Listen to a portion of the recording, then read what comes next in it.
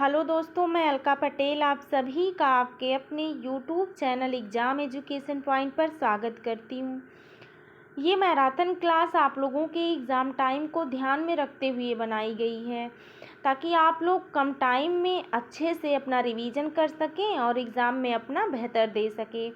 तो ईवीएस से बनने वाले जितने टॉपिक्स थे आपके सिलेबस से, उनसे जितने भी क्वेश्चंस इम्पॉर्टेंट थे उन सारे क्वेश्चंस को हम लोग इस क्लास में कंप्लीट करेंगे। तो आप लोग क्लास को बिल्कुल भी स्किप ना करें और क्लास को पूरा देखें ताकि आप लोगों को इस क्लास से कुछ हेल्प मिल सके एग्ज़ाम टाइम में। तो चलिए हम लोग अपना क्वेश्चन शुरू करते हैं। देखते हैं, पहला क्वेश्चन है, पर्यावरण किससे बनता है? ऑप्शंस दिए हैं। ऑप्शन ए कह रहा है जीवी घटकों से, बी दिया है भू आकृतिक घटकों से, सी है अजैव घटकों से, डी दिया है उपर्युक्त सभी। तो जो पर्यावरण बनते हैं वो किससे बनते हैं? तो पर्यावरण जैविक और अजैविक तत्वों से, इनसे क्या करते हैं, पारस्परिक क्रियाशील तत्वों से, इन सबसे मिलके ये क्या बनते हैं, पर्यावरण बनता है। तो जीवी घटकों से मिलकर, भू आकृतिक घटकों से, अजैव घटकों से, इन सब से मिलके पर्यावरण बनता है। तो इसका राइट आंसर होगा ऑप्शन नंबर डी। आगे है अगला क्वेश्चन। क्वेश्चन नंबर सेकंड है, सतत विकास के लिए आवश्यक है। ऑप्शंस हैं। ऑप्शन ए दिया है जैविक विविधता का संरक्षण, बी दिया है प्रदूषण का निरोध एवं नियंत्रण, सी कह रहा है निर्धनता को घटाना, डी दिया है उपर्युक्त सभी। तो जो सतत विकास के लिए आवश्यक है वो क्या है?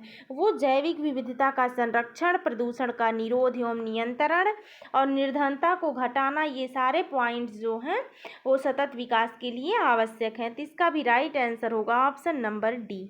आगे देखते हैं अगला क्वेश्चन। क्वेश्चन नंबर तीसरा कह रहा है, सौर विकिरण की सबसे महत्वपूर्ण भूमिका है। ऑप्शंस हैं। ऑप्शन ए कह रहा है कार्बन चक्र में, बी कह रहा है हाइड्रोजन चक्र में, सी दिया है जल चक्र में, डी है नाइट्रोजन चक्र में। तो जो सौर विकिरण की सबसे महत्वपूर्ण भूमिका है वो क्या है? वो जल चक्र में है। जल चक्र में सौर विकिरण की सबसे महत्वपूर्ण भूमिका होती है। इसका राइट आंसर होगा ऑप्शन नंबर सी। आगे है अगला क्वेश्चन। क्वेश्चन नंबर 4 कह रहा है, निम्नलिखित नोबेल गैसों में कौन सी गैस जो है वो वायु में नहीं पाई जाती है?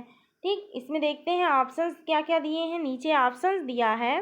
ऑप्शन ए दिया है हीलियम, बी दिया है आर्गन, सी दिया है रेडान, डी दिया है नियान।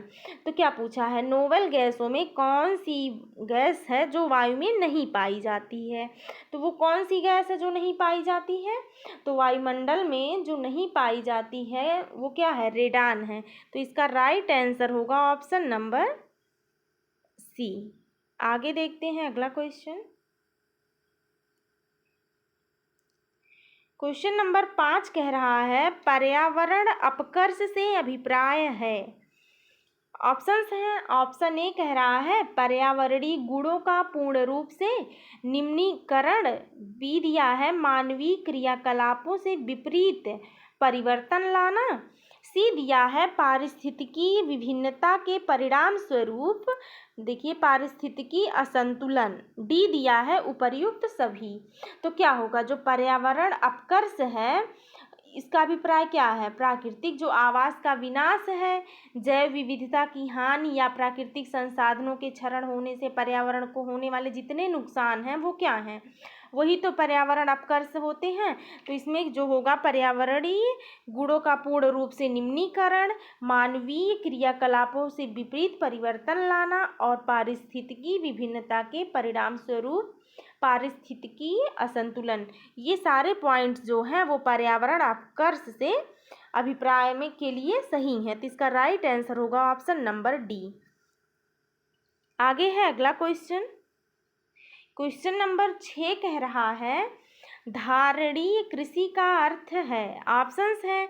ऑप्शन ए दिया है आत्मनिर्भरता, बी दिया है विश्व व्यापार संगठन के मानकों के अंतर्गत कृषि निर्यात तथा आयात कर सकना। और सी दिया है भूमि का इस प्रकार प्रयोग कि उसकी गुणवत्ता अक्षुण्ण बनी रहे। डी दिया है कि कृषि प्रयोग हेतु अप्रयुक्त भूमि को प्रयोग में लाना। तो जो धारणीय कृषि का अर्थ है वो क्या है, वो यही है कि पर्यावरण को अक्षुण्ण रखते हुए क्या भूमि का इस प्रकार से यूज किया जाए, इस प्रकार प्रयोग किया जाए कि वो गुणवत्ता जो है वो लंबे समय तक बनी रहे। तो इसका राइट आंसर होगा ऑप्शन नंबर सी। आगे है अगला क्वेश्चन। क्वेश्चन नंबर 7 कह रहा है रियो डी जनेरियो में संपन्न अंतर्राष्ट्रीय सम्मेलन था। ऑप्शंस हैं, ऑप्शन ए कह रहा है संयुक्त राष्ट्र पर्यावरण एवं विकास सम्मेलन, बी कह रहा है पर्यावरण एवं प्रदूषण सम्मेलन, सी है अंतर्राष्ट्रीय नई अर्थव्यवस्था, डी दिया है इनमें से कोई नहीं। तो जो रियो डी जेनेरियो है ये कब 1992 में संपन्न हुई थी। तो ये क्या है, अंतर्राष्ट्रीय पृथ्वी शिखर सम्मेलन है। ठीक, जो ये क्या है देखिए, जो रियो डी जनेरियो है ये कब हुआ संपन्न, तो ये 1992 में हुआ। और ये अंतर्राष्ट्रीय पृथ्वी शिखर सम्मेलन संयुक्त राष्ट्र का पर्यावरण एवं विकास सम्मेलन था। तो इसका जो राइट आंसर है वो ऑप्शन नंबर ए होगा।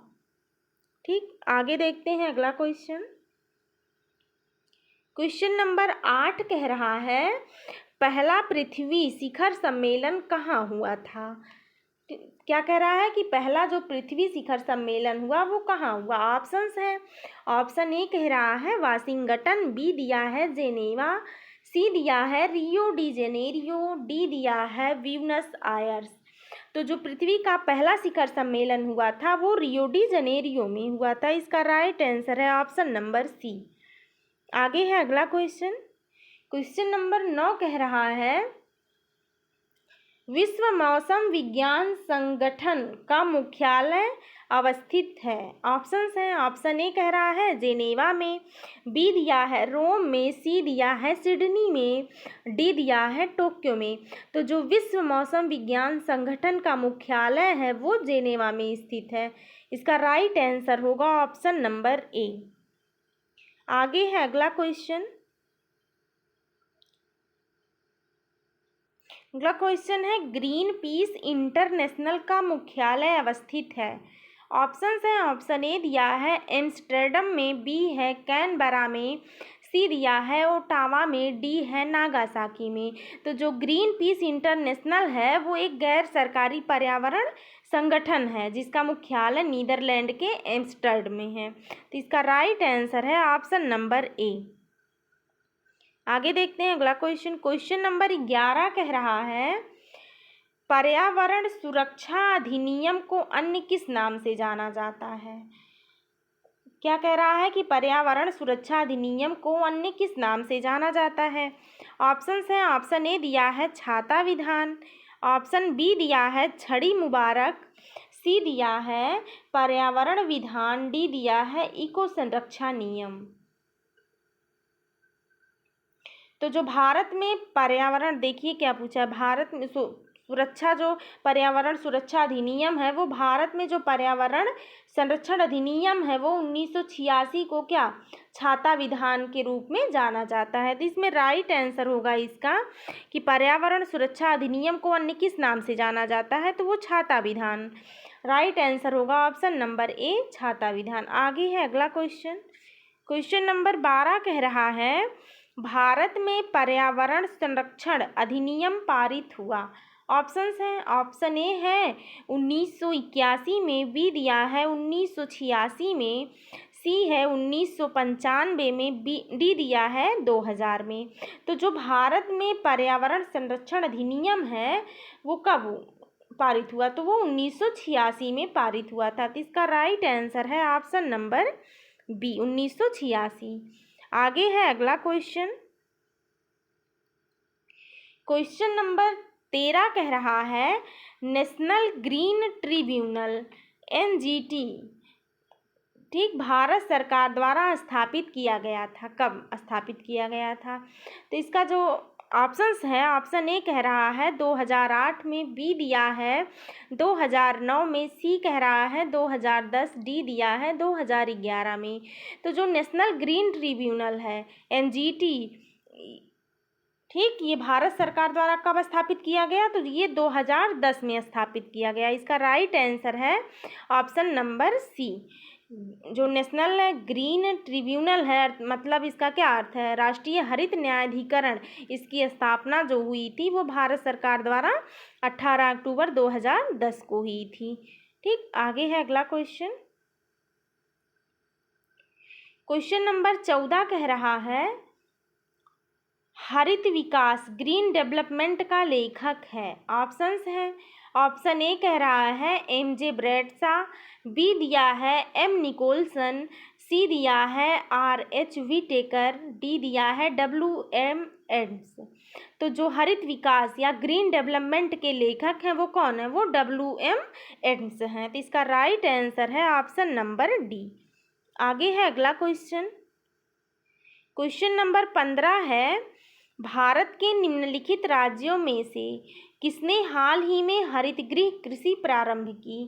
ठीक, ऑप्शंस हैं, ऑप्शन ए दिया है हरियाणा, बी दिया है पंजाब, सी कह रहा है उत्तर प्रदेश, डी दिया है महाराष्ट्र।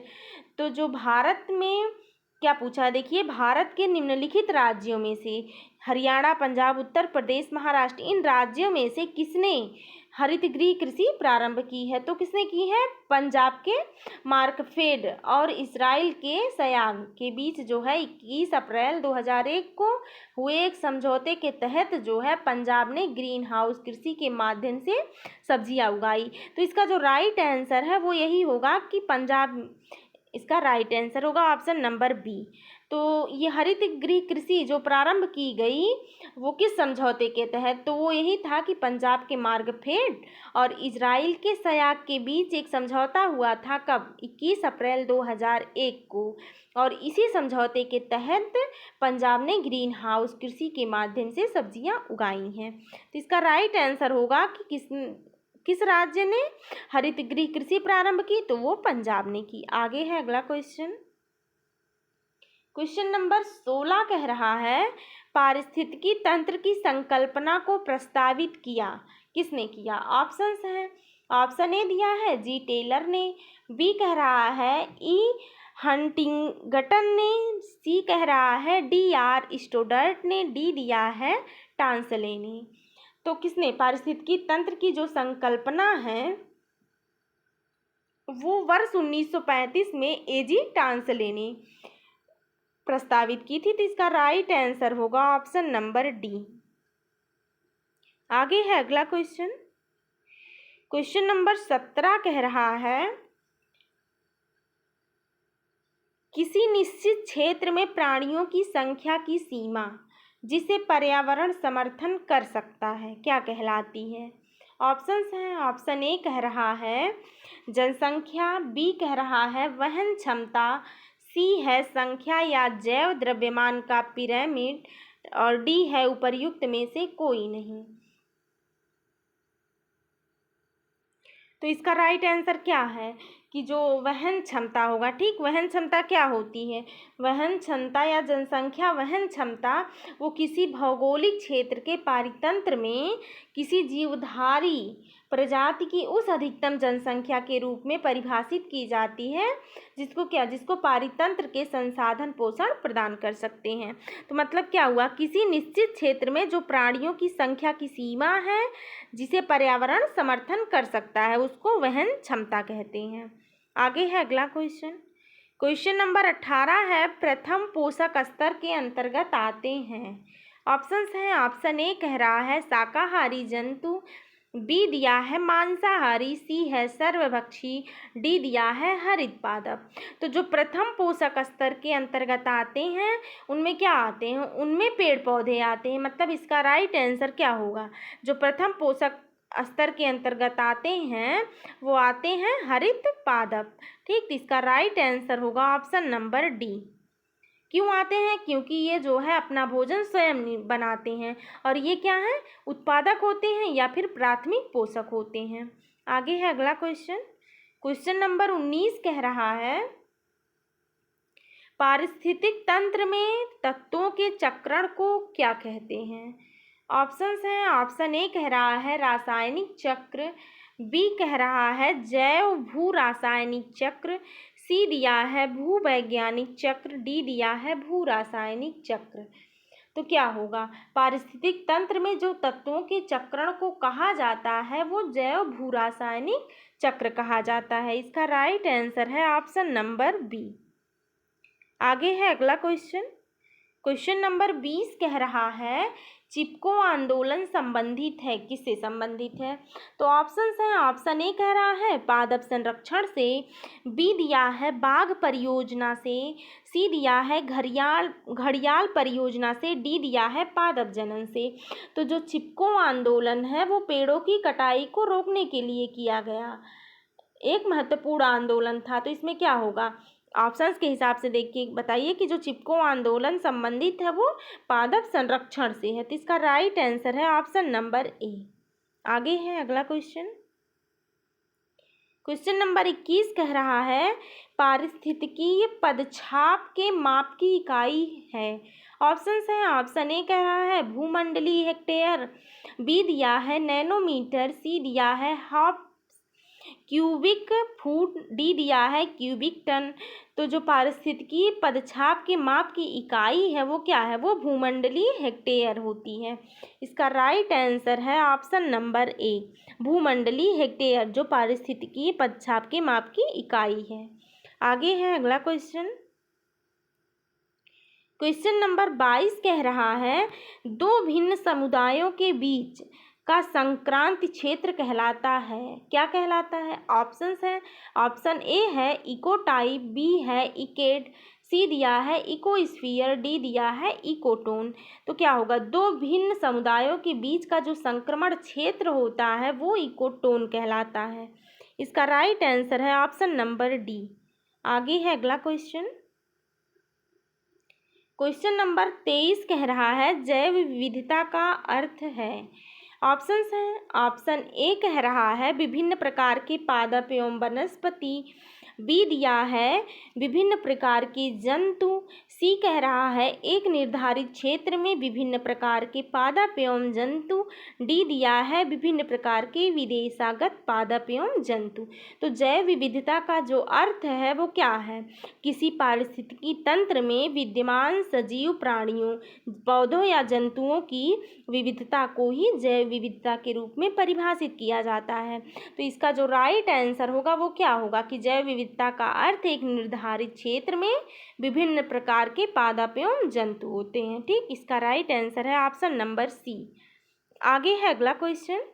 क्वेश्चन नंबर 24 कह रहा है भारत द्वारा भूमि क्षरण तटस्थता प्राप्त करने का लक्ष्य रखा गया है। कब रखा गया है? कब तक रखा गया है? तो ऑप्शंस हैं, ऑप्शन ए दिया है 2025 तक, बी कह रहा है 2030, सी है 2035, डी दिया है 2040 तक। ठीक, तो ध्यान से देखिए, जो भारत द्वारा भूमि क्षरण तटस्थता प्राप्त करने का लक्ष्य रखा गया है वो 2030 तक रखा गया है। इसका राइट आंसर होगा option number B.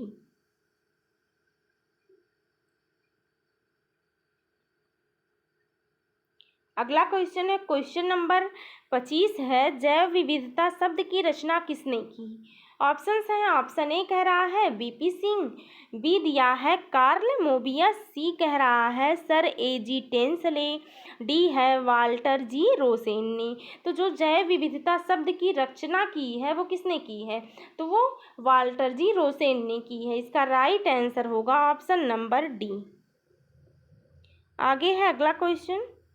Question number 26 कह रहा है सर्वाधिक जैव विविधता कहाँ पाई जाती है? तो कहाँ पाई जाती है? ऑप्शंस हैं, ऑप्शन ए कह रहा है उष्णकटिबंधीय वर्षा वनों में, बी है शीतोष्ण कटिबंधीय वनों में, सी कह रहा है शंकुधारी वनों में, डी दिया है उत्तर ध्रुवीय वनों में। तो जो सर्वाधिक जैव विविधता है वो उष्णकटिबंधीय वनों में पाई जाती है। तो इसका क्या होगा राइट आंसर? इसका राइट आंसर है ऑप्शन नंबर ए। आगे है अगला क्वेश्चन। क्वेश्चन नंबर 27 कह रहा है शांत घाटी अवस्थित है, कहाँ पे? ऑप्शंस हैं, ऑप्शन ए कह रहा है उत्तराखंड में, बी है केरल में, सी दिया है अरुणाचल प्रदेश में, डी दिया है जम्मू और कश्मीर में। तो जो शांत घाटी है वो कहाँ स्थित है? तो वो केरल में स्थित है। तो इसका राइट आंसर क्या होगा? इसका राइट आंसर है ऑप्शन नंबर बी। अगला क्वेश्चन, क्वेश्चन नंबर 28 है, फूलों की घाटी अवस्थित है। ऑप्शंस हैं, ऑप्शन ए है केरल में, बी कह रहा है जम्मू एवं कश्मीर में, सी है उत्तराखंड में, डी है हिमाचल प्रदेश में। तो जो फूलों की घाटी अवस्थित है वो उत्तराखंड के चमोली जिले में है। इसका राइट आंसर होगा ऑप्शन नंबर सी। अगला क्वेश्चन है, क्वेश्चन नंबर 29 है, भारत में जैव विविधता के ताप स्थल हॉट स्पॉट हैं। ऑप्शंस हैं, ऑप्शन ए है पश्चिमी हिमालय व पूर्वी घाट, बी है पश्चिमी हिमालय व सुंदरवन, सी दिया है पूर्वी हिमालय व पश्चिमी घाट, डी है पूर्वी हिमालय व शांत घाटी।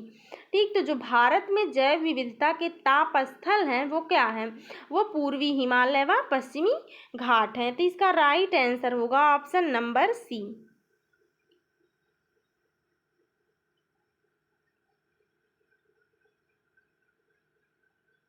अगला क्वेश्चन है, क्वेश्चन नंबर 30, भारत में सबसे अधिक जैव विविधता संपन्न क्षेत्र है। ऑप्शंस हैं, ऑप्शन ए कह रहा है गंगा का मैदान, बी दिया है ट्रांस हिमालय, सी है पश्चिमी घाट, डी दिया है मध्य भारत। तो जो भारत में सबसे अधिक जैव विविधता संपन्न क्षेत्र है वो क्या है? तो वो पश्चिमी घाट है। तो इसका राइट आंसर होगा ऑप्शन नंबर सी।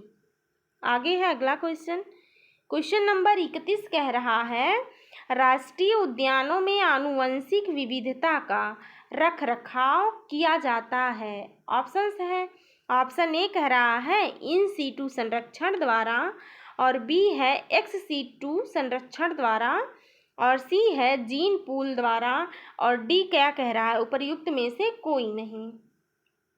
तो देखिए इसका क्या होगा राइट आंसर।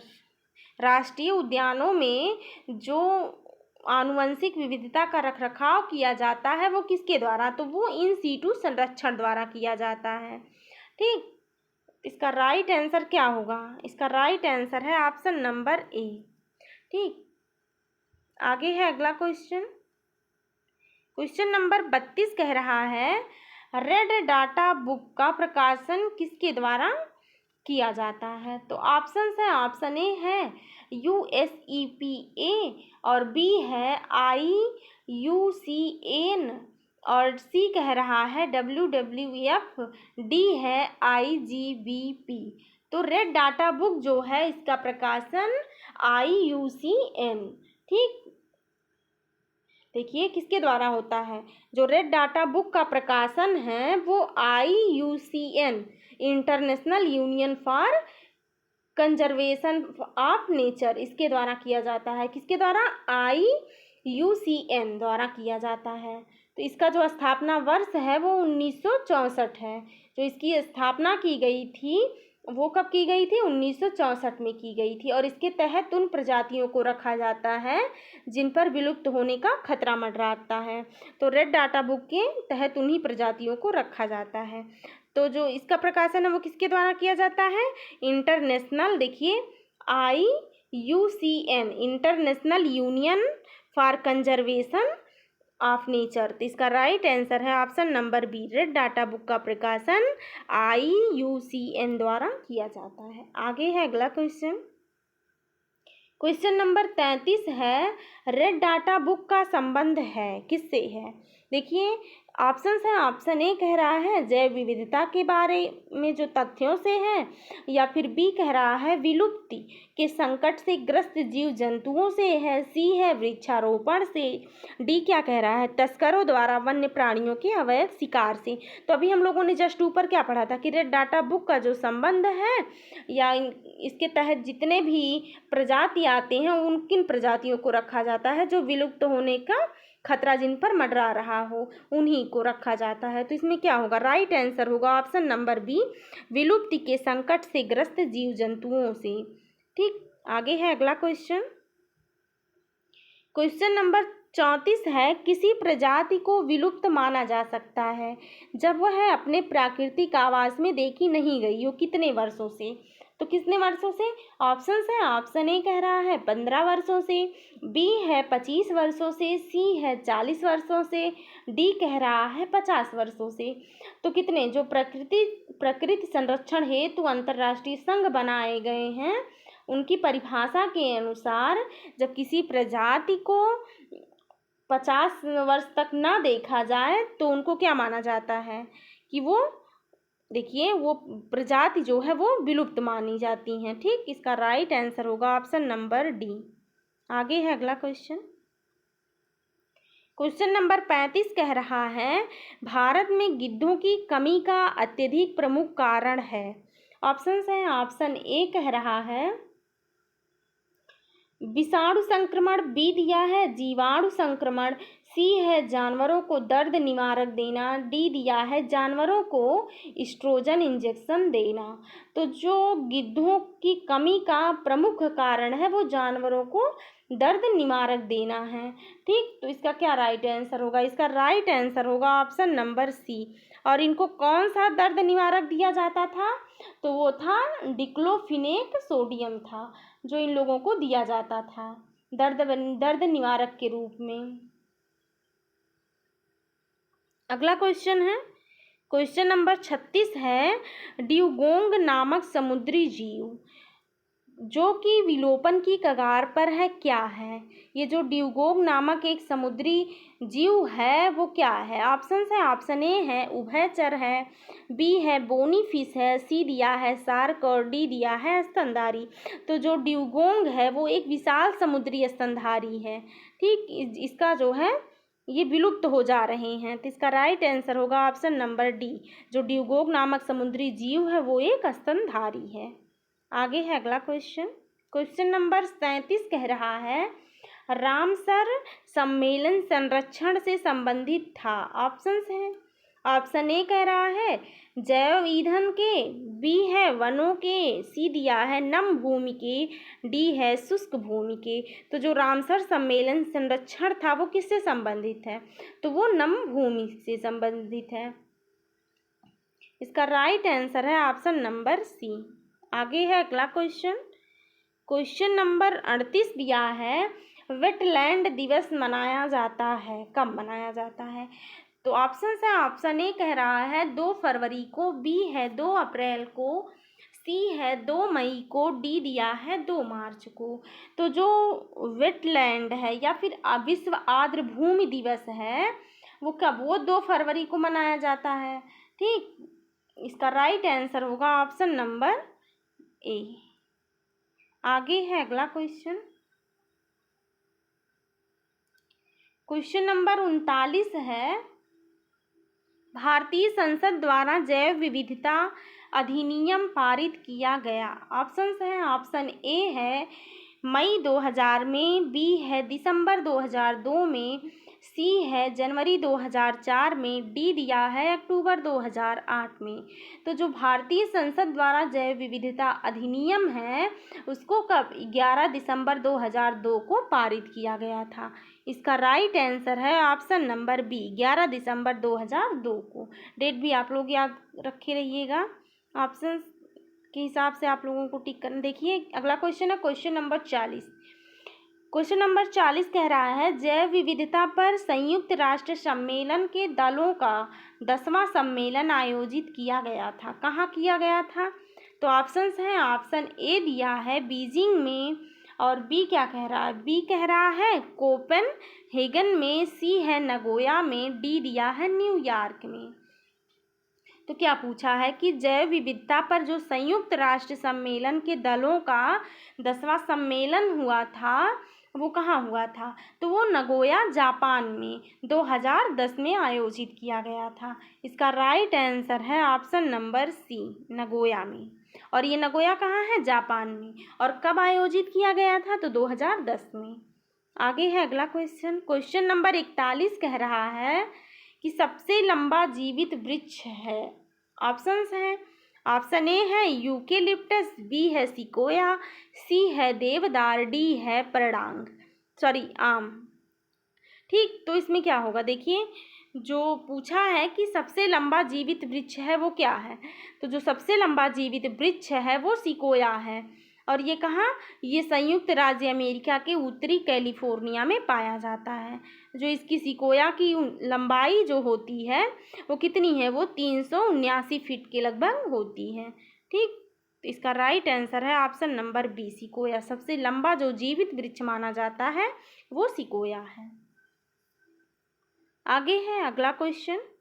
क्वेश्चन नंबर 42 कह रहा है विश्व जैव विविधता दिवस कब मनाया जाता है, तो कब मनाया जाता है, ऑप्शंस है। ऑप्शन ए कह रहा है 22 मार्च को, बी है 22 मई, सी है 23 जून, डी है 16 अप्रैल को। जैव विविधता संबंधी जो देखिए जो विश्व जैव विविधता दिवस मनाया जाता है वो कब मनाया जाता है, तो वो 22 मई को मनाया जाता है।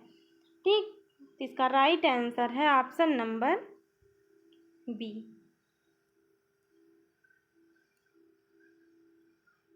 आगे है अगला क्वेश्चन। क्वेश्चन नंबर 43 कह रहा है ग्रीन हाउस गैसों की संकल्पना की थी। ऑप्शंस है। ऑप्शन ए है सी पार्क ने, बी है JNN जेफर्स ने, सी है जोसेफ फोरियर ने, और डी दिया है एल जाबलर ने।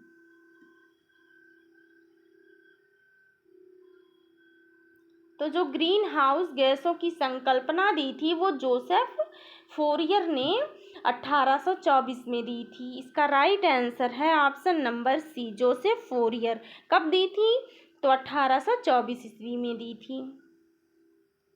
आगे है अगला क्वेश्चन। क्वेश्चन नंबर 44 है पर्यावरण में ग्रीन हाउस प्रभाव में वृद्धि होती है। किसकी होती है, किन गैसों की, देखते हैं किसके कारण होती है। तो कार्बन मोनोऑक्साइड के कारण, बी है कार्बन डाइऑक्साइड के कारण, और सी कह रहा है ऑक्सीजन के कारण, डी है उपर्युक्त में से कोई नहीं। तो जो पर्यावरण में देखिए क्या पूछा है, ग्रीन हाउस प्रभाव में वृद्धि होती है वो किन गैसों के कारण, तो ग्रीन हाउस गैसें जो वायुमंडल में उपस्थित होती हैं वो गैसें होती हैं जो तापीय अवरक्त विकिरण की रेंज के अंतर्गत विकिरणों का अवशोषण और उत्सर्जन करती हैं। तो इनका जो है, इनके बढ़ने का कारण है वो कौन सी गैस है, तो वो कार्बन डाइऑक्साइड के कारण बढ़ती हैं। तो इसका राइट आंसर होगा ऑप्शन नंबर बी। अगला क्वेश्चन है क्वेश्चन नंबर 45 है जलवायु परिवर्तन का कारण है। ऑप्शंस हैं। ऑप्शन ए दिया है ग्रीन हाउस गैस, बी दिया है ओजोन परत का क्षरण, सी है प्रदूषण, और डी कह रहा है उपर्युक्त सभी। तो जो जलवायु परिवर्तन का कारण है वो क्या है, जलवायु परिवर्तन हेतु जो ग्रीन हाउस गैसें हैं, प्रदूषण है प्रत्यक्ष रूप से, जबकि ओजोन परत का जो क्षरण है वो अप्रत्यक्ष रूप से जिम्मेदार होता है। ठीक, तो इसमें क्या होगा, इसमें सभी होंगे, ग्रीन हाउस गैसें भी होंगी और ओजोन परत का क्षरण भी होगा और प्रदूषण भी होगा। तो ये सारे जो पॉइंट्स हैं, ये सारे पॉइंट जिम्मेदार हैं जलवायु परिवर्तन के कारणों के लिए। तो इसका राइट आंसर है ऑप्शन नंबर डी। अगला क्वेश्चन है क्वेश्चन नंबर 46 है निम्नलिखित गैसों में से कौन सी एक गैस धरती पर जीवन के लिए हानिकारक और लाभदायक दोनों है, तो कौन सी गैस है। ऑप्शंस है। ऑप्शन ए है ऑक्सीजन, बी है ओजोन, सी दिया है नाइट्रोजन, डी दिया है कार्बन डाइऑक्साइड। तो जो कौन सी गैस है, तो कार्बन डाइऑक्साइड गैस धरती पर जीवन के लिए हानिकारक और लाभदायक दोनों है। कैसे है, जब पौधे कार्बन डाइऑक्साइड ग्रहण करके जब प्रकाश संश्लेषण की क्रिया द्वारा जीवन दायनी ऑक्सीजन गैस की रचना करते हैं या हमको ऑक्सीजन देते हैं जो हमारे जीवन के लिए लाभदायक है, तो वहीं दूसरी ओर क्या है कि ये भूमंडलीय तापन का मुख्य कारण भी हैं जो हमारे लिए हानिकारक है। तो कौन सी गैस है धरती पे, वो कार्बन डाइऑक्साइड है जो हमारे लिए लाभदायक है और हानिकारक दोनों हैं। तो आगे है अगला क्वेश्चन। क्वेश्चन नंबर 47 कह रहा है कि धान के खेतों से उत्पन्न होने वाली गैस जो कि भूमंडलीय तापक्रम वृद्धि से संबद्ध है, वह है कौन गैस है? तो ऑप्शंस में देखते हैं। ऑप्शन ए दिया है क्लोरीन, बी है मीथेन, सी दिया है कार्बन डाइऑक्साइड, डी दिया है हाइड्रोजन सल्फाइड। तो कौन सी गैस है? देखिए क्या पूछा है कि धान के खेतों से जो उत्पन्न होने वाली गैस भूमंडलीय तापक्रम वृद्धि से संबद्ध है, तो वो कौन सी गैस है? तो वो होगी मीथेन। इसका राइट आंसर होगा ऑप्शन नंबर बी। आगे है अगला क्वेश्चन। क्वेश्चन नंबर 48 कह रहा है निम्नलिखित में से कौन सा विश्व का सबसे बड़ा ग्लोबल कार्बन उत्सर्जक है? ठीक, कौन सा है? तो ऑप्शंस हैं। ऑप्शन ए है संयुक्त राज्य अमेरिका, बी दिया है चीन, सी है भारत, डी दिया है यूरोपीय संघ। तो कौन है जो विश्व का सबसे बड़ा ग्लोबल कार्बन उत्सर्जक है? तो वो चीन है। इसका राइट आंसर होगा ऑप्शन नंबर बी। चीन जो है वो विश्व का सबसे बड़ा ग्लोबल कार्बन उत्सर्जक देश है। आगे है अगला क्वेश्चन। क्वेश्चन नंबर 49 है मानव की कौन सी क्रिया जलवायु से सर्वाधिक प्रभावित होती है? ऑप्शंस है। ऑप्शन ए है मत्स्य उद्योग, बी है खनन, सी है निर्माण, डी दिया है कृषि। तो जो मानव की कौन सी क्रिया है? जलवायु परिवर्तन कृषि को प्रभावित करने की क्षमता रखता है, लेकिन तापमान बढ़ने से मिट्टी की नमी और कार्यक्षमता प्रभावित होगी। तो इसमें क्या होगा? देखिए जो कौन सी क्रिया है मानव की जो जलवायु से सर्वाधिक प्रभावित होती है, तो वो कृषि ही है। इसका राइट आंसर होगा ऑप्शन नंबर डी। आगे है अगला क्वेश्चन। क्वेश्चन नंबर 50 कह रहा है निम्न में से किससे जलवायु परिवर्तन का क्रायोजेनिक संकेतक प्राप्त किया जाता है? तो ऑप्शन है। ऑप्शन ए है आइस कोर, बी दिया है जीवाश्मित पराग और सी है वृक्ष वलय वृद्धि, डी दिया है इवोपोराइड निक्षेप। तो किससे जो है जलवायु परिवर्तन का क्रायोजेनिक संकेतक प्राप्त होता है? तो वो है आइस कोर द्वारा। ठीक, इसका जो राइट आंसर होगा वो ऑप्शन नंबर ए होगा। आगे है अगला क्वेश्चन। क्वेश्चन नंबर 51 कह रहा है क्योटो प्रोटोकॉल संबंधित है किससे? ऑप्शन से देखते हैं। ऑप्शन ए कह रहा है वायु प्रदूषण से, बी है जलवायु परिवर्तन से, सी है ओजोन क्षरण से, डी दिया है आर्द्रभूमि संरक्षण से। तो जो क्योटो प्रोटोकॉल है वो जलवायु परिवर्तन से संबंधित है। इसका राइट आंसर होगा ऑप्शन नंबर बी। आगे है अगला क्वेश्चन। क्वेश्चन नंबर 52 है वर्ष 1947 में विश्व पर्यावरण सम्मेलन आयोजित किया गया था कहाँ? ऑप्शन है। ऑप्शन ए दिया है रियो डी जनेरियो में, बी दिया है नैरोबी में, सी है क्योटो में, डी है न्यूयॉर्क में। तो 1997 में विश्व पर्यावरण सम्मेलन जो था वो जापान के क्योटो में हुआ था। इसका राइट आंसर होगा ऑप्शन नंबर सी। ठीक, आगे है अगला क्वेश्चन। क्वेश्चन नंबर 53 कह रहा है कार्टाजेना प्रोटोकॉल का संबंध है किससे है? ऑप्शंस हैं। ऑप्शन ए है जैव सुरक्षा समझौते से, बी है प्रदूषण से और सी दिया है ओजोन क्षरण से, डी दिया है जलवायु परिवर्तन से। तो जो कार्टाजेना प्रोटोकॉल का संबंध है वो जैव सुरक्षा समझौते से है। तो इसका क्या राइट आंसर जो होगा वो ऑप्शन नंबर ए होगा। आगे है अगला क्वेश्चन। क्वेश्चन नंबर 54 कह रहा है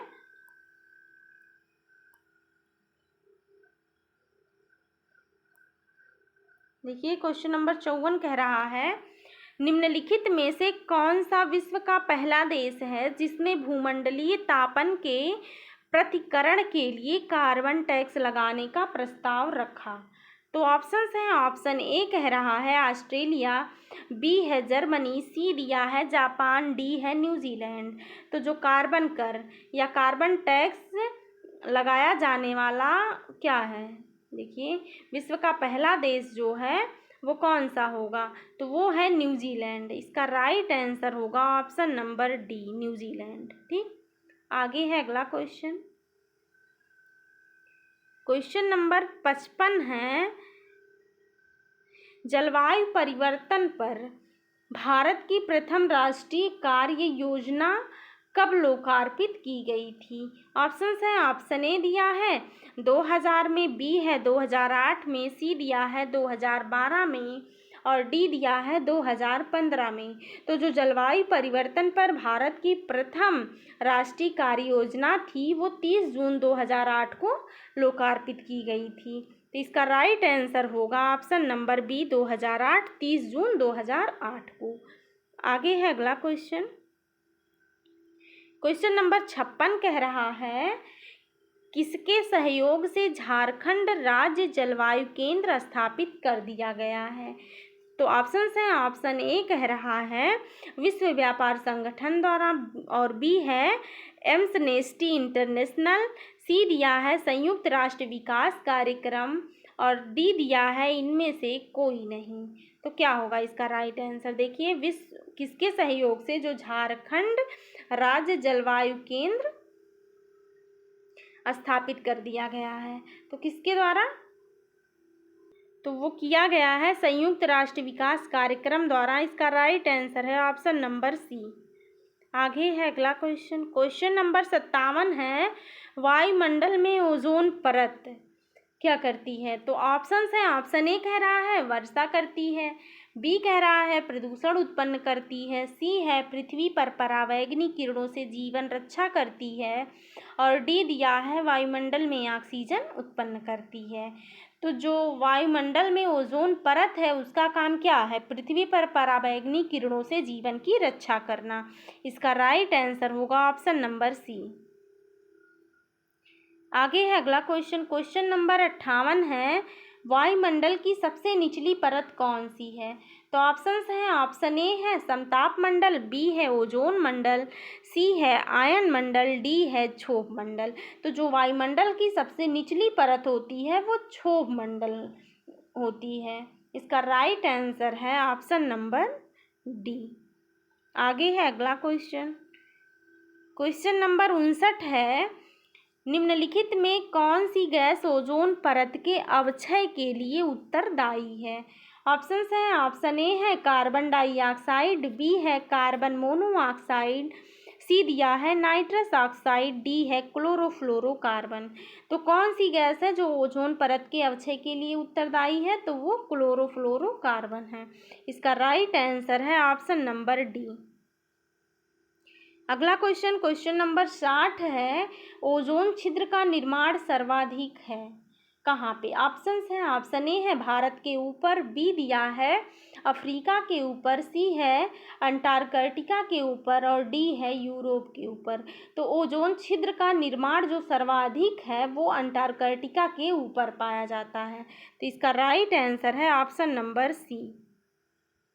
अगला क्वेश्चन है, क्वेश्चन नंबर 61 है, फ्रिजों में कौन सी गैस भरी जाती है? तो कौन सी गैस है? ऑप्शंस हैं, ऑप्शन ए दिया है अमोनिया, बी है मेफ्रोन, सी है मीथेन, डी दिया है एसीटिलीन। तो कौन सी गैस होती है? फ्रिजों में जो प्रशीतक के रूप में भरी जाने वाली गैसों का जो विपणन होता है वो क्या सामान्यतः मेफ्रोन ब्रांड नाम के तहत किया जाता है। ठीक, और इनमें सामान्यतः जो है हैलोनिक हाइड्रोकार्बन होते हैं। और हालांकि अमोनिया भी प्रशीतक के रूप में बड़े संयंत्रों में प्रयुक्त होता है, लेकिन जो यहाँ दिया गया है इसके हिसाब से हमारा जो आंसर होगा वो क्या होगा? फ्रिजों में जो गैस भरी जाती है वो मेफ्रोन होता है। ठीक, लेकिन जो बड़े बड़े जैसे बहुत बड़े बड़े जो होते हैं उनमें अमोनिया भी भरी जाती है। ठीक, तो इसका राइट आंसर यहाँ ऑप्शन के हिसाब से हमारा होगा मेफ्रोन। ठीक, आगे है अगला क्वेश्चन। अगला क्वेश्चन दिया है, क्वेश्चन नंबर 62 है, ओजोन परत संरक्षण दिवस मनाया जाता है कब? ऑप्शन है, ऑप्शन ए है 16 सितंबर, बी है 5 जून, सी है 23 मार्च, डी है 21 अप्रैल। तो जो ओजोन परत संरक्षण दिवस है वो कब मनाया जाता है? तो वो 16 सितंबर को मनाया जाता है। इसका राइट आंसर होगा ऑप्शन नंबर ए। आगे है अगला क्वेश्चन। क्वेश्चन नंबर 63 कह रहा है, सूर्य से आने वाला हानिकारक पराबैंगनी विकिरण कारण हो सकता है किसका? तो ऑप्शन है, ऑप्शन ए कह रहा है यकृत कैंसर का, बी है मस्तिष्क कैंसर का, सी है मुखीय कैंसर का, डी दिया है त्वचीय कैंसर का। तो जो देखिए, जो सूर्य से आने वाले हानिकारक पराबैंगनी विकिरण से त्वचा के कैंसर होने के ज़्यादा खतरे मतलब संभावना होती है या ज़्यादा खतरा रहता है। तो इसका जो राइट आंसर होगा वो क्या होगा? त्वचीय कैंसर। ऑप्शन नंबर डी इसका राइट आंसर है। अब अगला क्वेश्चन है, क्वेश्चन नंबर 64 कह रहा है, निम्नलिखित में से कहाँ सदाबहार वन पाए जाते हैं? तो कहाँ पाए जाते हैं? ऑप्शंस है, ऑप्शन ए कह रहा है मालवा पठार में, और बी है पूर्वी घाट, सी दिया है पश्चिमी घाट, डी है छोटा नागपुर पठार। तो जो उष्णकटिबंधीय सदाबहार वनों का जो विस्तार है वो कहाँ?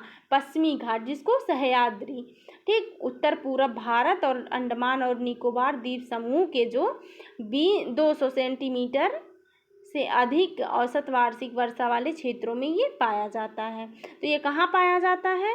तो ये पश्चिमी घाट सह्याद्री में ये वन पाए जाते हैं, सदाबहार वन। इसका राइट आंसर होगा ऑप्शन नंबर सी। अगला क्वेश्चन है, क्वेश्चन नंबर 65 है, भारत में मैंग्रोव ज्वारीय वन जो वनस्पति है वो मुख्यतः पाई जाती है कहाँ पे? तो ऑप्शन हैं, देखते हैं। ऑप्शन ए कह रहा है मालाबार तट, बी है सुंदरवन, सी है कच्छ कारण, और डी है दंडकारण्य।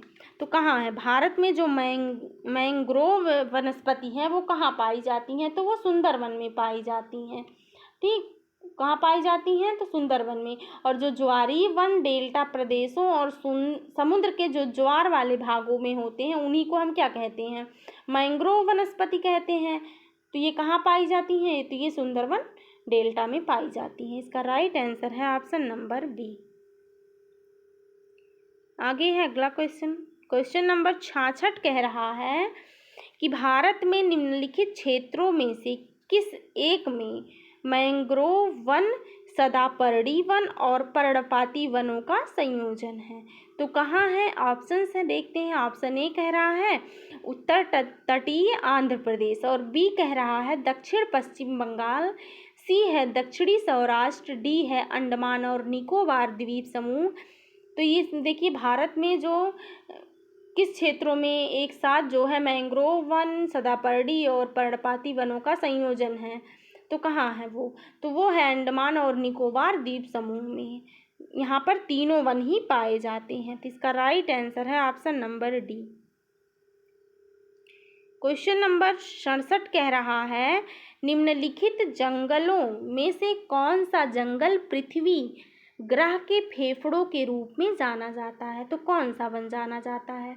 ऑप्शन है, ऑप्शन ए है पूर्वोत्तर भारत के वर्षा वन, बी है टैगा वन, सी है टुंड्रा वन, डी है अमेजन वर्षा वन। तो कौन से हैं? तो अमेजन जो वर्षा वन होते हैं उनको अमेजोनिया या फिर अमेजन वन के नाम से जाना जाता है। और ये अमेजन वन जो होते हैं ये चौड़ी पत्तियों वाले नमी युक्त वन होते हैं जो दक्षिण अमेरिका के अमेजन बेसिन के एक बड़े भूभाग पर फैले हैं, और इनको ही पृथ्वी ग्रह के फेफड़े के रूप में जाना जाता है। ठीक, क्यों जाना जाता है? क्योंकि ये वनस्पति जो है इनकी वो लगातार कार्बन डाइऑक्साइड को अवशोषित कर ऑक्सीजन मुक्त करती रहती हैं, इसीलिए जो है इनको पृथ्वी ग्रह के फेफड़ों के रूप में जाना जाता है। और पृथ्वी के जो 20% से अधिक ऑक्सीजन है वो कहाँ से उत्पादित होती है? अमेजन वर्षा वनों द्वारा होती है।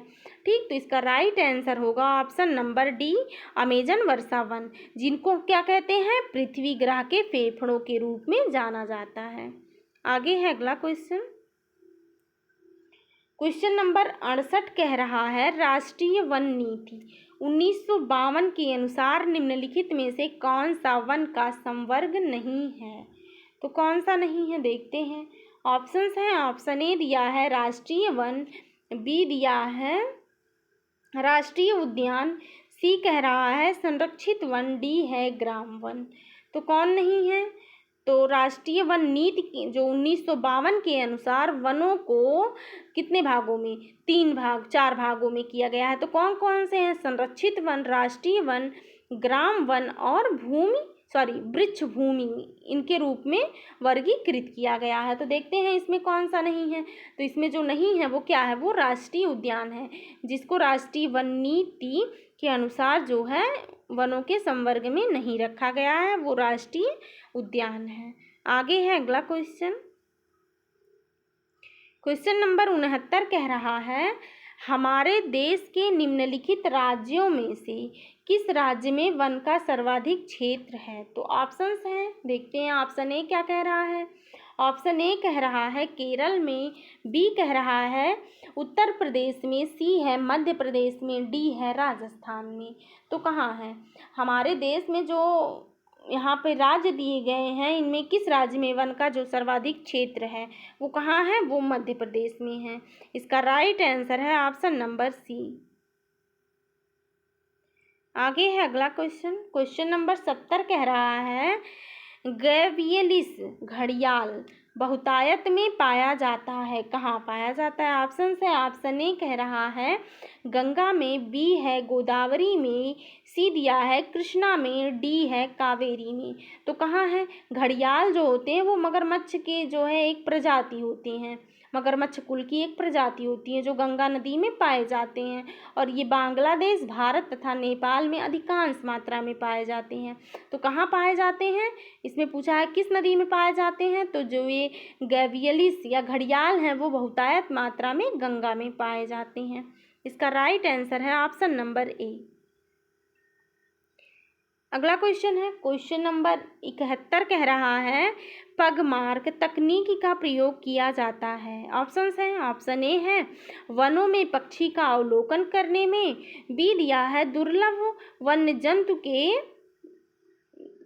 बद्ध स्थल में प्रजनन के लिए, और सी है विभिन्न वन्य जंतुओं की जनसंख्या के आकलन के लिए, डी कह रहा है वन्य जंतुओं में गुदना गोदने के लिए ताकि एक स्पीसीज का दूसरे से भेदभाव किया जा सके। तो इसमें जो राइट आंसर है वो क्या है, पगमार्क तकनीक का प्रयोग क्यों किया जाता है, जो विभिन्न वन्य जंतुओं की संख्या के आकलन के लिए इस तकनीकी का प्रयोग किया जाता है। और इस तकनीक में क्या होता है कि इस तकनीक में जो पशुओं के पद चिन्हों की संख्या के आधार पर विभिन्न वन्य जंतुओं की जो जंतु होते हैं उनकी संख्या का आकलन किया जाता है उनके पद चिन्हों के आधार पर। तो इसका राइट आंसर होगा ऑप्शन नंबर सी, विभिन्न वन्य जंतुओं की जनसंख्या के आकलन के लिए पगमार्क तकनीकी का प्रयोग किया जाता है। आगे है अगला क्वेश्चन। क्वेश्चन नंबर 72 कह रहा है वन अनुसंधान संस्थान कहाँ स्थित है। तो जो वन अनुसंधान संस्थान है वो कहाँ है। ऑप्शंस हैं, ऑप्शन ए कह रहा है नागपुर में, बी दिया है मैसूर में, सी कह रहा है देहरादून और डी दिया है एर्नाकुलम में। तो जो वन अनुसंधान है इसका स्थापना कहाँ, इसका स्थापना उत्तराखंड के देहरादून जिले में 1906 में किया गया था। ठीक, यह जो है इस प्रकार का सबसे पुराना संस्थान था। ठीक, जो वन अनुसंधान संस्थान है इसकी स्थापना उत्तराखंड के देहरादून जिले में 1906 में की गई थी।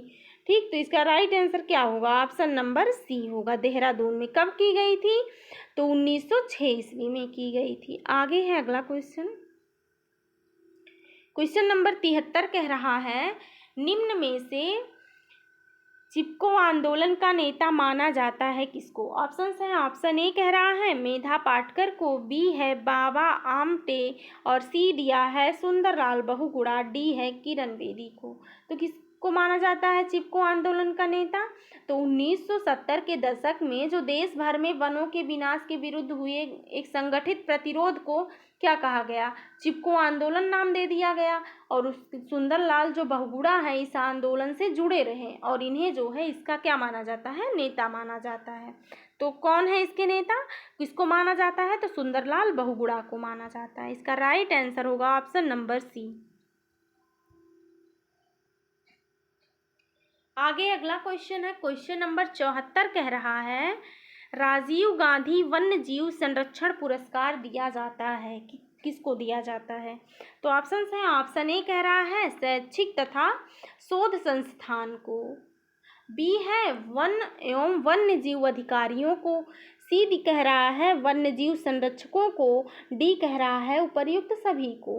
तो जो वन्य जीवों के क्षेत्र में किए गए विशिष्ट कार्यों के लिए, जैसे शैक्षिक एवं शोध संस्थानों, वन एवं वन्य जीव अधिकारियों, वन्य जीव संरक्षकों, इन सबको जो है क्या राजीव गांधी वन्य जीव संरक्षण पुरस्कार प्रदान किया जाता है। तो इसका राइट आंसर होगा option number D.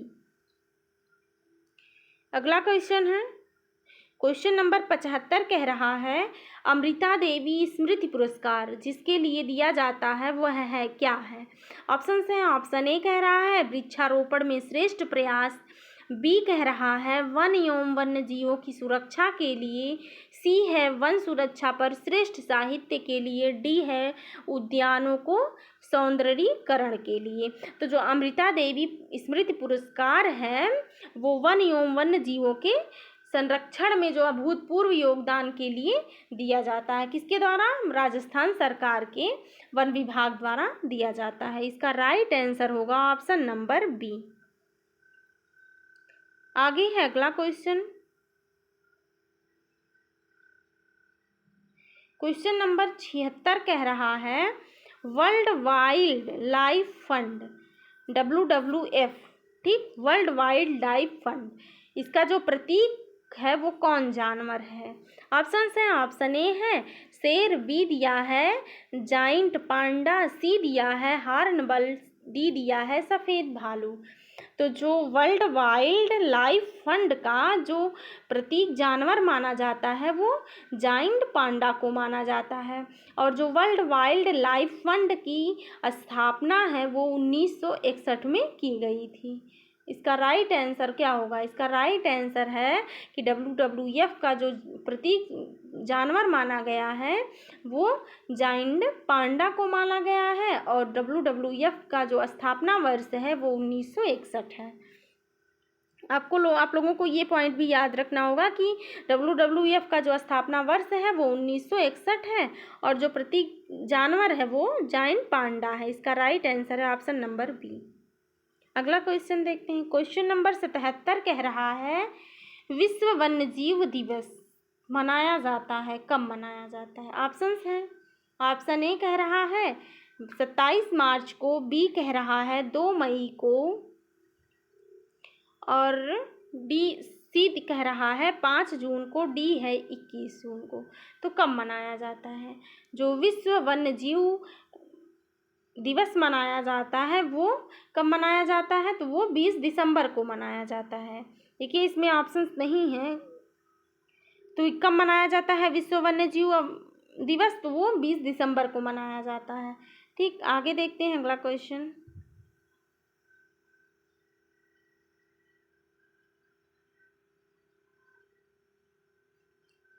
Question number 78 कह रहा है भारत में स्थापित पहला राष्ट्रीय उद्यान है कौन सा है। ऑप्शन है, ऑप्शन ए है जिम कॉर्बेट राष्ट्रीय उद्यान और बी है कान्हा राष्ट्रीय उद्यान, सी कह रहा है काजीरंगा राष्ट्रीय उद्यान, डी है गिर राष्ट्रीय उद्यान।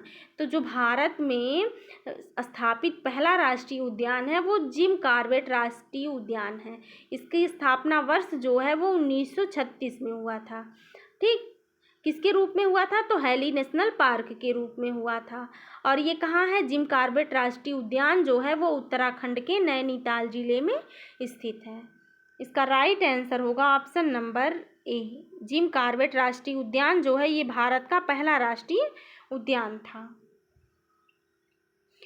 आगे है अगला क्वेश्चन, क्वेश्चन नंबर 79 कह रहा है वेतला पार्क कहाँ स्थित है। तो कहाँ स्थित है? ऑप्शन है, ऑप्शन ए कह रहा है उत्तर प्रदेश, बी दिया है बिहार, सी है मध्य प्रदेश, डी दिया है उड़ीसा में। तो जो वेतला पार्क है वो कहाँ है? वेतला राष्ट्रीय पार्क जो है इसकी स्थापना बिहार, वर्तमान में ये कहाँ? झारखंड में।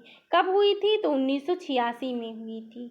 और ये इसके अंतर्गत क्या है? इसके अंतर्गत प्रोजेक्ट टाइगर के अंतर्गत ये आता था, ये पार्क वेतला पार्क। तो ये कहाँ है? इसका राइट आंसर क्या होगा? ये कहाँ स्थित है? तो बिहार में है। राइट आंसर है ऑप्शन नंबर बी।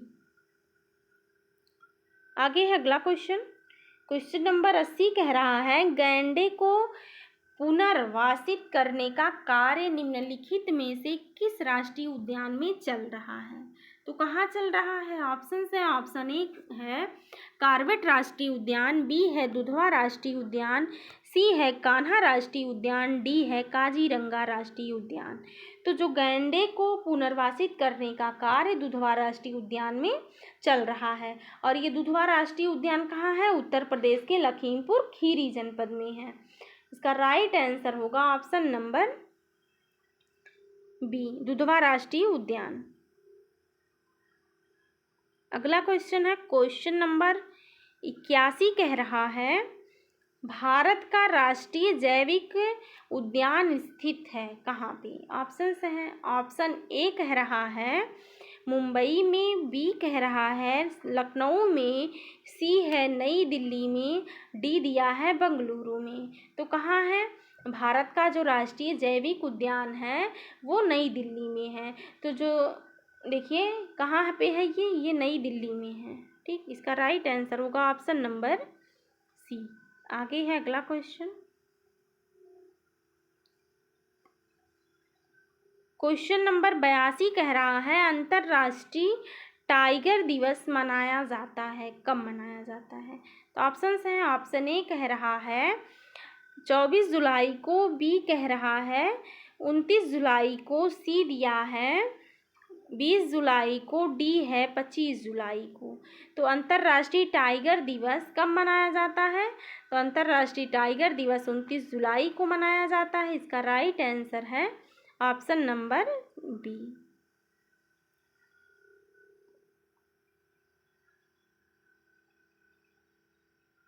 अगला क्वेश्चन, क्वेश्चन नंबर 83 है बाघों का प्रमुख रिजर्व सरिस्का किस राज्य में अवस्थित है? तो किस राज्य में है?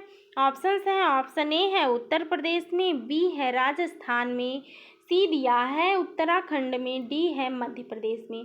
तो जो सरिस्का टाइगर रिजर्व है वो राजस्थान के अलवर ज़िले में है, और इसका जो स्थापना वर्ष है वो 1955 में वन्य जीव अभ्यारण्य ठीक इसके रूप में किया गया था। लेकिन अब जब वर्ष 1978 में इसको क्या हुआ? टाइगर रिजर्व घोषित कर दिया गया। तो ध्यान से देखिए जो सरिस्का टाइगर रिजर्व है वो राजस्थान के अलवर ज़िले में है, और इसको 1955 में वन्यजीव अभ्यारण्य और 1978 में टाइगर रिजर्व घोषित कर दिया गया। तो इसमें जो होगा कि बाघों का जो प्रमुख रिजर्व सरिस्का है वो कहाँ है? तो वो राजस्थान के अलवर ज़िले में है। तो इसको क्या पहले 1955 में ये वन्यजीव अभ्यारण्य था, और इसको टाइगर रिजर्व कब घोषित किया गया? क्वेश्चन ऐसे भी पूछ सकता है घुमा के, तो वो कब किया गया? 1978 में किया गया। आगे है अगला क्वेश्चन देखते हैं। क्वेश्चन नंबर 84 कह रहा है भारत में हाथी परियोजना की शुरुआत की गई, कब की गई? देखते हैं कब की गई। ऑप्शंस हैं, ऑप्शन ए कह रहा है 1968 में, बी है 1970 में, सी 1972, डी है 1974। देखिए इसमें ऑप्शंस गलत है, इसमें राइट आंसर नहीं दिया है। तो जो भारत में हाथी परियोजना की शुरुआत की गई है वो कब की गई? तो वो 1992 में की गई थी। इसका राइट आंसर होगा ऑप्शन नंबर, सॉरी इसमें ऑप्शंस दिया ही नहीं है, गलत हो गया टाइपिंग में। इसमें जो होगा कब किया गया था भारत में हाथी परियोजना की शुरुआत? तो वो 1992 में किया गया था। कब किया गया था? 1992 में।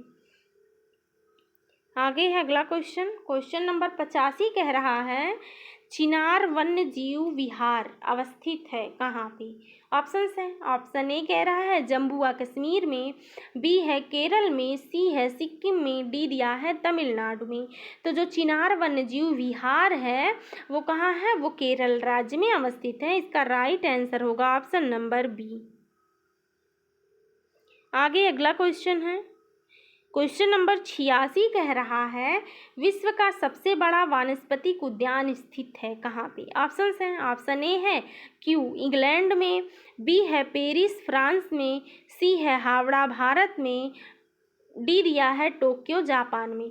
तो जो विश्व का सबसे बड़ा वानस्पतिक उद्यान स्थित है वो कहाँ? इंग्लैंड के क्यू में स्थित है। ठीक, इंग्लैंड के क्यों स्थित जो रॉयल बॉटेनिक गार्डन की स्थापना हुई थी वो 1959 ईस्वी में हुई थी। ठीक, और इसको कब 2003 में यूनेस्को विश्व विरासत स्थल में घोषित कर दिया गया था।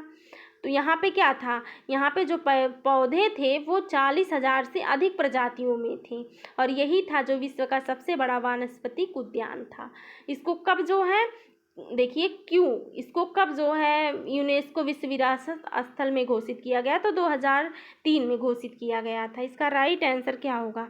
विश्व का जो सबसे बड़ा वानस्पतिक उद्यान स्थित है वो कहाँ है? क्यू इंग्लैंड में है। आगे है अगला क्वेश्चन, क्वेश्चन नंबर 87 कह रहा है निम्नलिखित में से कौन सा नवीकरणीय ऊर्जा का स्रोत है? कौन नवीकरणीय ऊर्जा का स्रोत है? तो ऑप्शन है। ऑप्शन ए कह रहा है कोयला, बी है पेट्रोलियम पदार्थ, सी है बायोमास, डी दिया है मिट्टी का तेल। तो जो नवीकरणीय ऊर्जा है उसका जो प्राकृतिक प्रतिक्रिया के जो देखिए यहाँ पे देखिए फिर से जो नवीकरणीय ऊर्जा है वो प्राकृतिक प्रक्रिया के तहत लगातार प्राप्त होती रहती है। इसके अंतर देखिए जो इसमें नवीकरणीय ऊर्जा के उदाहरण के अंतर्गत आते हैं वो क्या? सौर, पवन, ज्वारीय पनबिजली ऊर्जा, बायोमास, ये सब जो है संसाधन जो प्राकृतिक है वो नवीकरणीय ऊर्जा के उदाहरण में आते हैं। लेकिन जो कोयला है, पेट्रोलियम है, मिट्टी का तेल है, ये सब अनवीकरणीय ऊर्जा के संसाधन में आते हैं। ठीक, तो देखते हैं इसमें क्या नहीं होगा। देखिए नवीकरणीय ऊर्जा के स्रोत में क्या नहीं आता है, तो वो देखते हैं हम लोग क्या नहीं आएगा। ये तो कोयला जो है अनवीकरणीय ऊर्जा के स्रोत में आएगा, पेट्रोलियम पदार्थ भी अनवीकरणीय ऊर्जा के स्रोत आएगा। तो इसमें क्या नहीं आएगा? तो वो बायोमास होगा जो नहीं आएगा। तो इसका राइट आंसर होगा ऑप्शन नंबर सी। आगे है अगला क्वेश्चन,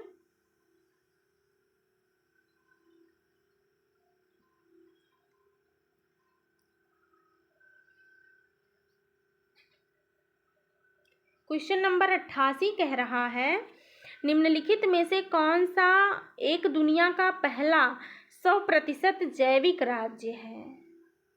क्या पूछा है? देखिए क्वेश्चन ध्यान से कि निम्नलिखित में से कौन सा एक दुनिया का पहला 100% जैविक राज्य है?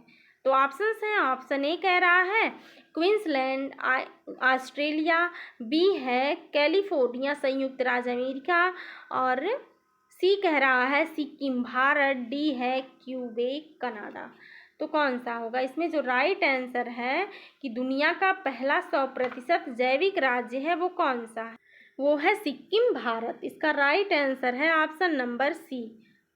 जो 100% जैविक राज्य है वो है सिक्किम भारत। आगे है अगला क्वेश्चन, क्वेश्चन नंबर 89 कह रहा है निम्नलिखित में से कौन प्रदूषण संकेतक पौधा है?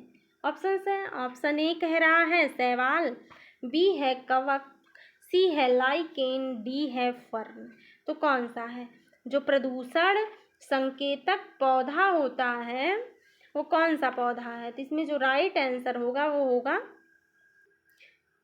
लाइकेन। इसका जो राइट आंसर है वो ऑप्शन नंबर सी है लाइकेन, जो प्रदूषण संकेतक पौधा होता है। आगे है अगला क्वेश्चन, क्वेश्चन नंबर 90 कह रहा है अम्ल वर्षा में कौन अम्ल उपस्थित रहता है? ऑप्शन है। ऑप्शन ए कह रहा है बेंजोइक अम्ल, बी है एसिटिक अम्ल, सी है नाइट्रिक अम्ल, और डी दिया है ऑक्जेलिक अम्ल। तो कौन सा अम्ल है जो अम्ल वर्षा में उपस्थित रहता है? यहाँ पे देखिए अम्ल वर्षा में कौन सा अम्ल उपस्थित रहता है? तो वो है नाइट्रिक अम्ल होता है। इसका राइट आंसर होगा ऑप्शन नंबर सी। अगला क्वेश्चन है क्वेश्चन नंबर 91। पॉलीथीन की थैलियों को नष्ट नहीं किया जा सकता। क्यों नहीं किया जा सकता? क्योंकि वो बनी होती हैं। किससे बनी होती हैं? ऑप्शन ए है ना टूटने वाले अणुओं से, बी कह रहा है अकार्बनिक यौगिकों से, सी कह रहा है पॉलीमर से, और डी है प्रोटीन से। तो किससे बनी होती हैं ये थैलियाँ जो पॉलीथीन की, जिनको नष्ट नहीं किया जा सकता? तो वो पॉलीमर से बनी होती हैं। इसका राइट आंसर होगा ऑप्शन नंबर सी। इसी की वजह से इनको नष्ट नहीं किया जा सकता। आगे है अगला क्वेश्चन। क्वेश्चन नंबर 92 कह रहा है भोपाल त्रासदी, जो भोपाल गैस त्रासदी है उससे संबंधित यौगिक का नाम था, क्या था? ऑप्शन है, ऑप्शन ए कह रहा है मिथाइल एल्कोहल, बी है फास्फाजीन, सी कह रहा है मिथाइल आइसोसाइनेट, डी है मिथाइल एमाइन। ठीक, तो उसमें क्या होगा? जो भोपाल गैस त्रासदी में संबंधित यौगिक का नाम था वो था मिथाइल आइसोसाइनाइड। इसका राइट आंसर होगा ऑप्शन नंबर सी। आगे है अगला क्वेश्चन। क्वेश्चन नंबर 93 कह रहा है कि भारत में केंद्रीय गंगा प्राधिकरण की स्थापना कब हुई थी? तो ऑप्शंस हैं, ऑप्शन ए कह रहा है 1998 में, और बी है 1972 में, सी कह रहा है 2001 में, डी है 1985 में। तो कब, देखिए कब हुआ था जो भारत में केंद्रीय गंगा प्राधिकरण की स्थापना हुई थी? वो हुई थी 1985 में। ठीक, तो जो केंद्रीय गंगा प्राधिकरण का गठन हुआ था वो तत्कालीन प्रधानमंत्री जो थे राजीव गांधी, उनकी अध्यक्षता में फरवरी 1985 में किया गया था। ठीक, और 19 सितंबर 1995 में इसका नाम बदल कर क्या कर दिया गया? राष्ट्रीय नदी संरक्षण प्राधिकरण कर दिया गया था। ठीक, और इस देखिए कब, इसका राइट आंसर क्या होगा कि 1985 में किया गया था केंद्रीय गंगा प्राधिकरण की स्थापना। आगे है अगला क्वेश्चन। क्वेश्चन नंबर 94 कह रहा है झारखंड राज्य गंगा नदी संरक्षण प्राधिकरण कब गठित किया गया? तो ऑप्शन है, ऑप्शन ए कह रहा है 2008, बी है 2010, सी है 2009, डी है 2011। तो झारखंड राज्य गंगा नदी संरक्षण प्राधिकरण का जो गठन है वो 2009 में किया गया था। इसका जो राइट आंसर होगा वो ऑप्शन नंबर सी होगा। आगे है अगला क्वेश्चन।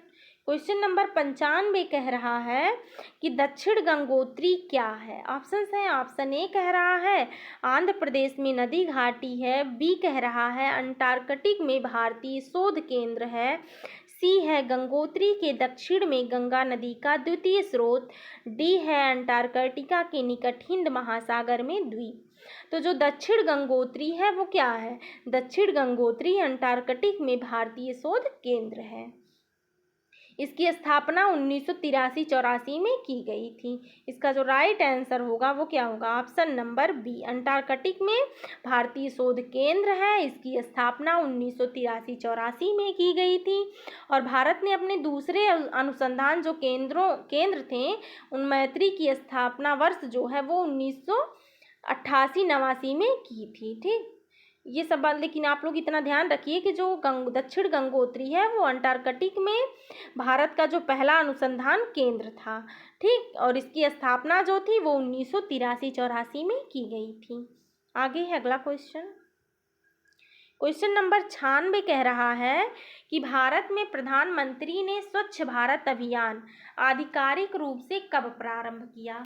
तो कब किया था? तो ऑप्शन है, ऑप्शन ए कह रहा है स्वतंत्रता दिवस, बी है गणतंत्र दिवस, सी है गांधी जयंती, डी दिया है पर्यावरण दिवस। तो कब किया था? तो प्रधानमंत्री नरेंद्र मोदी ने 2 अक्टूबर 2014 को गांधी जयंती के अवसर पर स्वच्छ भारत अभियान को आधिकारिक तौर पर लॉन्च किया था, और इस अभियान का जो उद्देश्य वर्ष है वो 2019 में गांधी जी के जन्म की 150वीं वर्षगांठ तक स्वच्छ भारत के उनके सपने को पूरा करना था। ठीक, का राइट आंसर क्या होगा कि भारत में जो प्रधानमंत्री ने स्वच्छ भारत अभियान आधिकारिक रूप से कब प्रारंभ किया था? तो वो कब किया था? 2 अक्टूबर 2014 को। कब? गांधी जयंती के अवसर पर।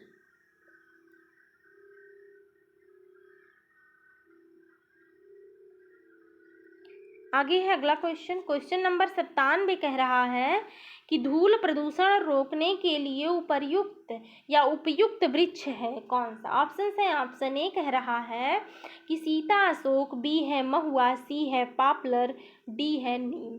तो देखिए, हम लोगों को ऑप्शंस के हिसाब से टिक करना है कि धूल प्रदूषण रोकने के लिए जो उपयुक्त वृक्ष है वो है सीता अशोक। ये मतलब सबसे उत्तम माना जाता है धूल नियंत्रक के रूप में। इसका राइट आंसर होगा ऑप्शन नंबर ए। आगे है अगला क्वेश्चन। क्वेश्चन नंबर 98 कह रहा है कि पेरियार वन्य जीव अभ्यारण्य निम्नलिखित में से किस राज्य में स्थित है? ऑप्शन है। ऑप्शन ए कह रहा है केरल में, बी है तमिलनाडु में, सी कह रहा है कर्नाटक में, डी है तेलंगाना में। तो जो पेरियार वन्य जीव अभ्यारण्य है वो केरल में स्थित है। इसका राइट आंसर होगा ऑप्शन नंबर ए। अगला क्वेश्चन है क्वेश्चन नंबर 99।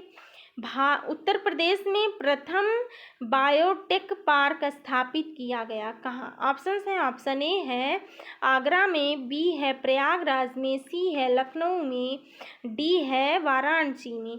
तो उत्तर प्रदेश में जो प्रथम बायोटेक पार्क स्थापित किया गया वो लखनऊ में किया गया। इसकी नींव कब रखी गई थी? इसकी नींव 21 मई 2003 को रखी गई थी। इसका राइट आंसर होगा ऑप्शन नंबर सी, लखनऊ में हुआ था। ठीक, उत्तर प्रदेश में जो प्रथम बायोटेक पार्क स्थापित किया गया वो लखनऊ में किया गया। आगे है अगला क्वेश्चन। क्वेश्चन नंबर 100 कह रहा है कि सुनामी की उत्पत्ति किसके द्वारा होती है? ऑप्शन है। ऑप्शन ए कह रहा है पृथ्वी की ऊपरी परत के सिकुड़ने से, बी है चक्रवातों से, सी कह रहा है समुद्र के भीतर उत्पन्न होने वाले भूकंप से, डी है ज्वार भाटे से। तो जो सुनामी की उत्पत्ति होती है वो कैसे होती है? सुनामी तरंग नहीं बल्कि तरंगों की श्रृंखला होती है जो महासागरीय नितल के निकट या फिर उसके नीचे भूगर्भिक परिवर्तनों के कारण पैदा होती है। ठीक, तो क्या होगा इसका? जो सुनामी है वो महासागरीय नितल पर भूकंप या भूस्खलन या फिर ज्वालामुखी उद्गम से पैदा होती है। तो यही होगा कि समुद्र के भीतर उत्पन्न होने वाले भूकंप से या ज्वालामुखी से या भूस्खलन से सुनामी की उत्पत्ति होती है। तो इसका राइट आंसर होगा ऑप्शन नंबर सी। तो आज की क्लास यहीं तक। आप लोगों को क्लास कैसी लगी कमेंट में अवश्य बताएं। और अगर आप लोग को क्लास अच्छी लगी हो तो आप लोग क्लास को शेयर कर दें और चैनल को सब्सक्राइब कर दें। मिलते हैं आगे अगली क्लास में, तब तक के लिए जय हिंद।